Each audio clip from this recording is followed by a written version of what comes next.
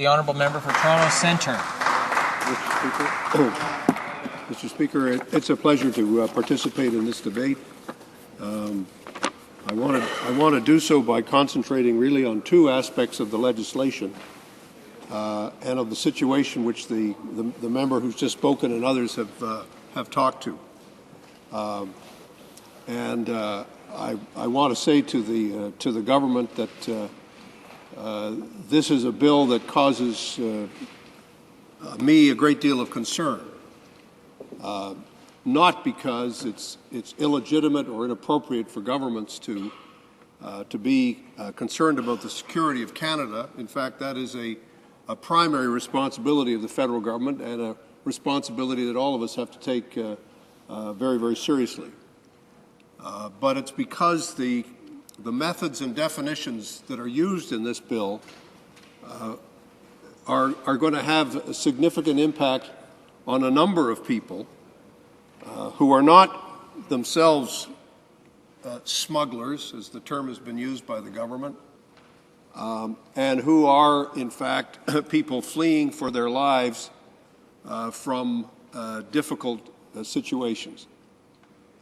And in particular, I want to discuss at this point in time, Mr. Speaker, the situation in Sri Lanka, because we wouldn't be having this discussion if two boats had not arrived over the last several months, years, in which a number of Sri Lankans of Tamil origin came to Canada on these boats.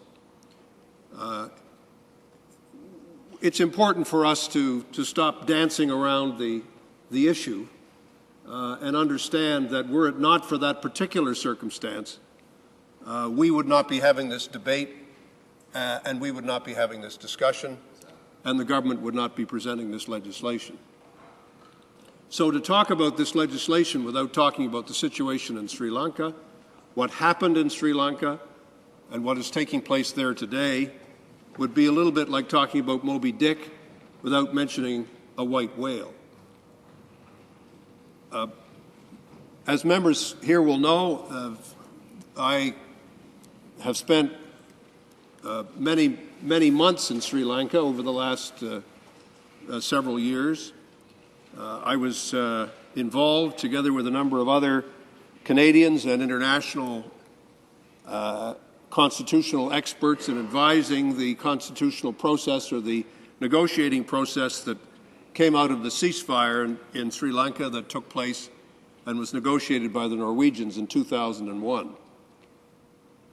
And in the course of that work, I had the opportunity to spend a great deal of time in the whole country.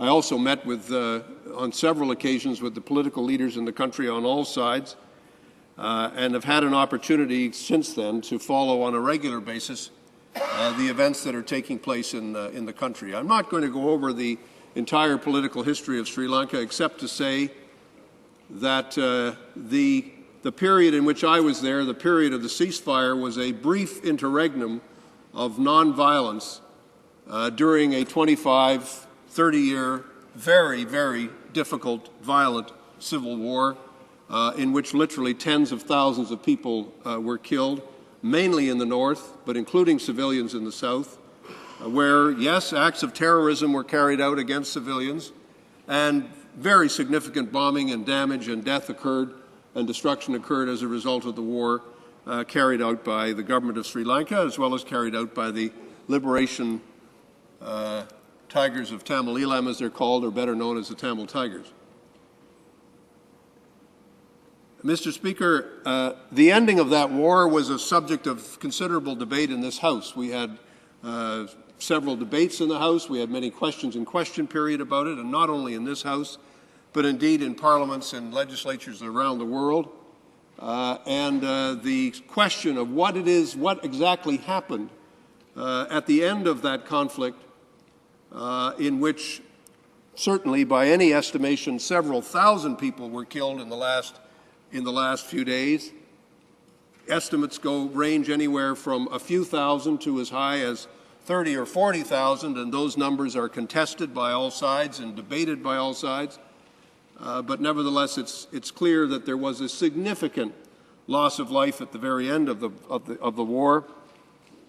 It's also interesting to me that as recently as the last few days, Prime Minister Cameron of the United Kingdom has called for an investigation into possible war crimes that may or may not have taken place at the end of that war. The Secretary General of the United Nations, Mr. Ban Ki-moon, has appointed a panel of experts to look into the question and to advise him to look into the question of what happened and what are the possible consequences with respect to the conduct of the government of Sri Lanka as well as the conduct of the LTTE. That panel has not been welcomed by the government of Sri Lanka. In fact, its very existence has been challenged as the subject of considerable debate in Sri Lanka, and the government of Sri Lanka has also appointed a commission that is supposed to be looking into the question of what it is that actually happened in those last days. From the perspective of the government of Sri Lanka, the war is simply over. The conflict is at an end. There are still several thousand people in large refugee camps, but many people have been rehoused and moved out and away from the 300,000 people who were in the camp at the end of the conflict. At the same time, it's fair to say that political power is being consolidated at the central level, and as colleagues will certainly know, that the government of Sri Lanka not only has not been particularly enthusiastic about allowing in the members of the panel from the Secretary General of the United Nations, but that members will also know that despite the fact that I had a valid visa issued by the High Commission of Sri Lanka, I myself was not permitted to enter the country when I arrived at Colombo Airport some several months ago. I'm sure that other members, perhaps in other parties, have since been allowed to go, but I regret very much that I was not able to go last June when I attempted to do so.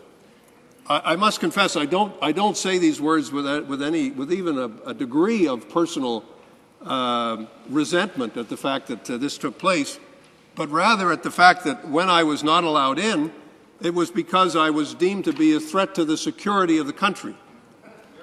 So when I hear others described as a threat to the security of the country, I only have to say, well, that's what they call me.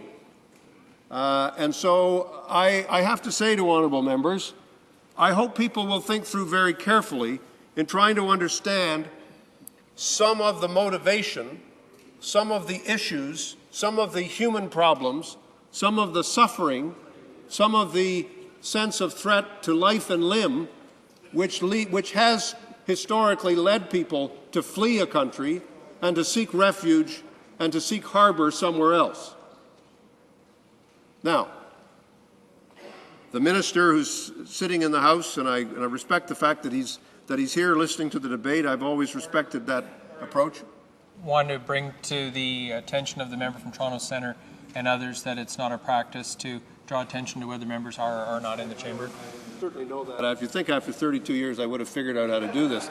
I simply wanted to point out the fact that I appreciated that there were some people who are here who, in my experience, who other ministers are not always here when we're discussing matters of a bill, and I appreciate the minister's respect for parliamentary tradition.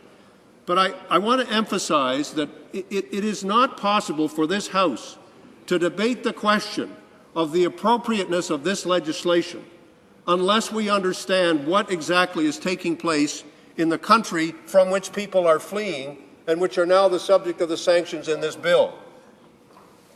This is why we're discussing this legislation.